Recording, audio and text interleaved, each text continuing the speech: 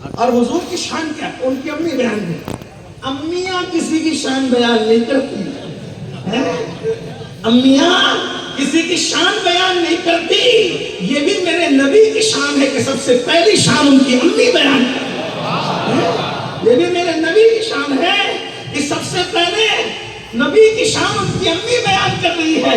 اور ایک بات آپ کو بتاؤں, گھر والے جلدی سے کسی بچے کی شان بیان نہیں کرتے, لیکن یہ بھی صرف میرے نبی کی شان ہے.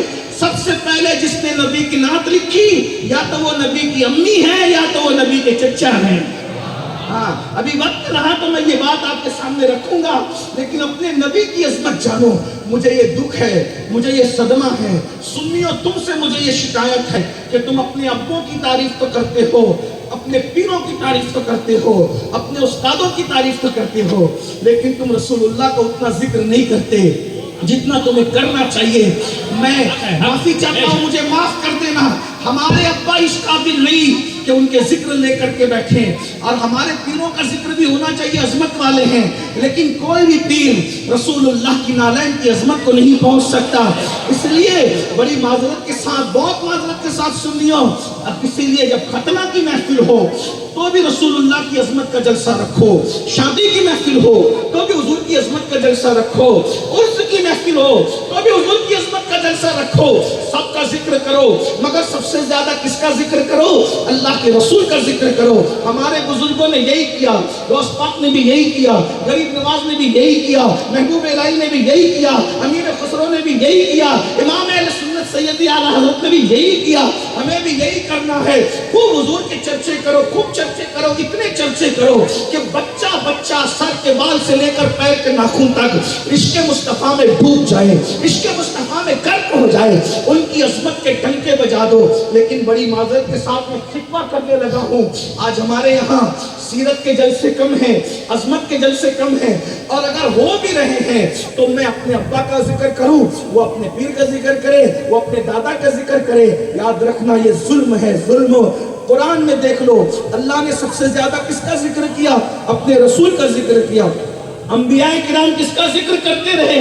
اللہ کے رسول کا ذکر کرتے رہے. میرے دادا مرشد حضور مفتی اعظم نے لکھا ہے, رسول انہی کا تو مژدہ سنانے آئے ہیں, رسول انہی کا تو مژدہ سنانے آئے ہیں, انہی کے آنے کی دھومیں مچانے آئے ہیں. ارے جو چاہیں گے, کسے چاہیں گے, یہ اسے دیں گے. کریم ہے یہ خزانے لٹانے آئے ہیں, کریم ہے یہ خزانے لٹانے آئے ہیں.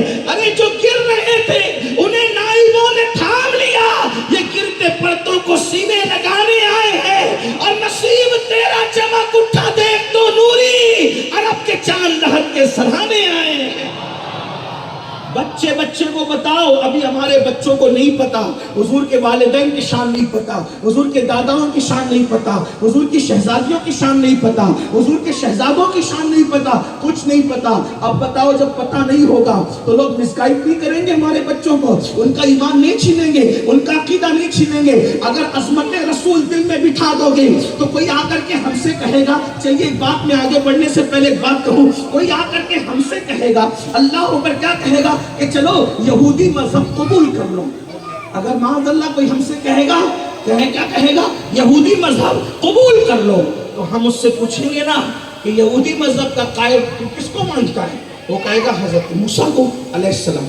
توجہ آپ کی, اگر توجہ نہیں ہے تو بات تقریر ہو چکی ہے, اور اگر توجہ ہے تو پھر بات سنیے. تو حضرت موسیٰ کو یہودی مذہب کا قائل مانتا ہے اپنے زوم کے اندر, بتا کیا شان ہے حضرت موسیٰ. تو ہم کو کہہ رہا ہے کہ دین محمدی چھوڑ اور یہودی بن جا, وہی اس کا کوئی قائد تو ہوگا نا. تو وہ اس نے کہا کہ حضرت موسیٰ قائد ہے. ہم نے کہا بتا کیا شان ہے حضرت موسیٰ کی. اب وہ کہنے لگا, کیا کہنے لگا, سنو.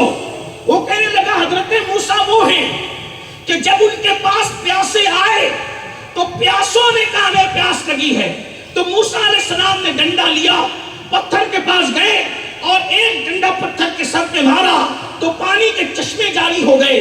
یہ ہمارے موسیٰ ہے. میں نے کہا بالکل وہ موسیٰ ہمارے بھی ہے, میرے ماں باپ ان پہ قربان. یہ بڑا معجزہ ہے, بڑی شان ہے حضرت موسیٰ کی. لیکن جس نبی کا کلمہ میں پڑھتا ہوں ان کے پاس جب پیاسے آئے تو نہ ڈنڈے کی ضرورت ہے نہ پتھر کی ضرورت ہے. جہاں